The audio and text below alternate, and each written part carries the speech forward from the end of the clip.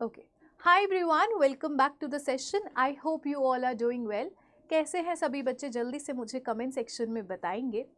तो बच्चों, यहाँ पर मेरे को पता है आपके बोर्ड एग्जाम्स आने वाले हैं, टाइम हमारे पास बहुत कम है और हमें बहुत सारा सिलेबस कंप्लीट करना है। आपको बायो पढ़नी है, आपको फिजिक्स पढ़नी है, आपको केमिस्ट्री करनी है, आपको और भी सब्जेक्ट्स, इंग्लिश है, physical education if you have, वो सब करने हैं। तो आपको बहुत ज़्यादा स्ट्रेस हो रहा होगा, आई realise that.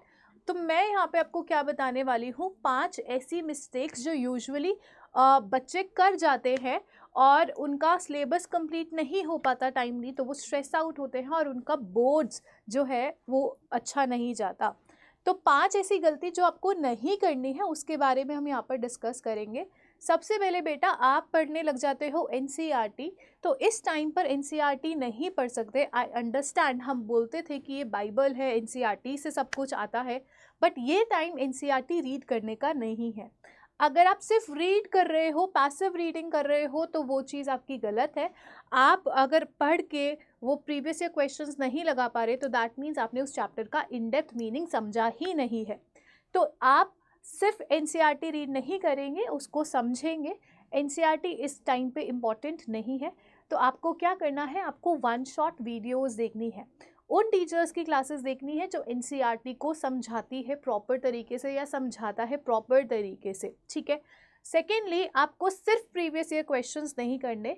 I have understand that बहुत सारे बच्चे प्रीवियस 10 ईयर्स क्वेश्चंस ले आते हैं और उनको ही क्वेश्चंस को रिपीटेडली पढ़ते हैं, बट वो पढ़ते हैं बट वो समझते नहीं हैं। तो आप अगर क्वेश्चंस को सिर्फ रीड करोगे, लर्न करोगे, तो वो आप क्वेश्चन अटेम्प्ट नहीं कर पाओगे। बोर्ड्स में आपके नंबर जाएंगे ही जाएंगे, क्योंकि बोर्ड्स में वही सेम क्वेश्चंस बहुत देखे जाते हैं, बट रिपीटेड क्वेश्चंस को भी मॉडिफाई करके आपके सामने रखा जाता है।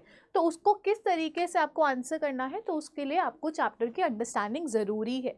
तो सिर्फ प्रीवियस ईयर क्वेश्चंस करके आप नहीं जाएंगे, आप चैप्टर को समझेंगे और उसके लिए क्या देखेंगे, एनसीईआरटी क्वेश्चन सीरीज देखेंगे।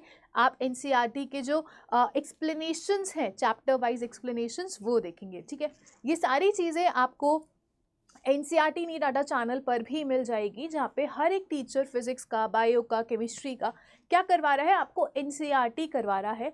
वन शॉट में पूरी एनसीईआरटी कंप्लीट करवा रहा है और उसके क्वेश्चंस भी करवा रहा है। तो आप वो वीडियोस देख सकते हैं। If I talk about the third mistake जो बच्चे यूजुअली करते हैं, बच्चे यूजुअली क्या करते हैं, चैप्टर्स को छोड़ने लग जाते हैं, वेटेज वाइज वो पढ़ने लग जाते हैं। For example, aldehyde ketones, carboxylic acid बहुत अच्छे स्कोर का आ रहा है तो उसको पढ़ लेंगे, अमीन्स को नहीं पढ़ेंगे। तो बेटा ऐसी गलतियां बिल्कुल मत करना। अगर आप स्पेसिफिक केमिस्ट्री की बात करें, फिजिकल और इनऑर्गेनिक पढ़ के चले जाते हो और ऑर्गेनिक नहीं पढ़ते, तो कई बार क्या होता है, फिजिकल के क्वेश्चंस इतने टफ होते हैं, आप पढ़े हुए भी वो क्वेश्चंस को नहीं लगा सकते।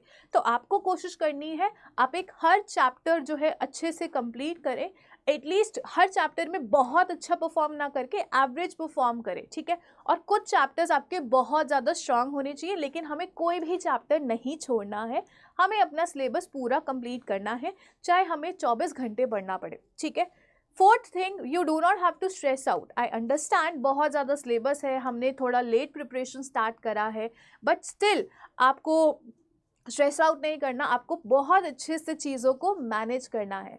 फिफ्थ जो हम पॉइंट बोलने वाले हैं वो टाइम मैनेजमेंट है। स्ट्रेसिंग एंड टाइम मैनेजमेंट आपस में साथ में चलते हैं। अगर आपने अच्छे से टाइम मैनेज करके चला तो आपका स्ट्रेस जो है वो कम होगा, एंड अगर आप टाइम मैनेज नहीं कर रहे इस टाइम पर भी, तो आपका स्ट्रेस लेवल बहुत बढ़ेगा और आपको बोर्ड्स में मार्क्स नहीं दिलवाएगा, ठीक है। तो आपको टाइम मैनेजमेंट अच्छी से करनी है। प्रॉपर टाइम स्केड्यूल्स देखिए, टाइम स्केड्यूल्स बनाइए कि इस टाइम पर मुझे ये करना है, इस टाइम पर मुझे ये करना है। What I used to do is, मैं अपने हाथ पर टाइम टेबल बना लेती थी। सुबह जब उठती थी तो मैं प्रॉपर टाइम टेबल अपने हाथ में बना देती थी कि भाई 6 से 9 तो मैथ्स करनी है, तो I used to do that. फिर 9 बजे उठ के आधा घंटे का ब्रेक, खाना वगैरह खाया, फिर 9:30 पे ये वाला काम करना है। तो ऐसे अगर आप टाइम टेबल के साथ चलेंगे तो आप बहुत अच्छे से परफॉर्म कर सकते हैं और आपका स्ट्रेस लेवल भी कम होगा, ठीक है। तो 5 मिस्टेक्स एक बार रिपीट कर लें, कौन कौन सी नहीं करनी।